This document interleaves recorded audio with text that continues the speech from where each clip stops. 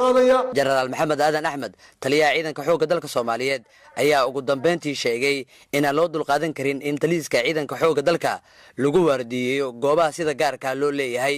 waxaan u sheegayaa markaa oo aan rabaa inay maqlaan security agencies ku dadka ay u shaqeeyaan ama hay'ad ha noqoto samafal ama hudheella ha noqoto ma qaadan karaan tuutaha xoogga dalka Soomaaliyeed ma qaadan karaan.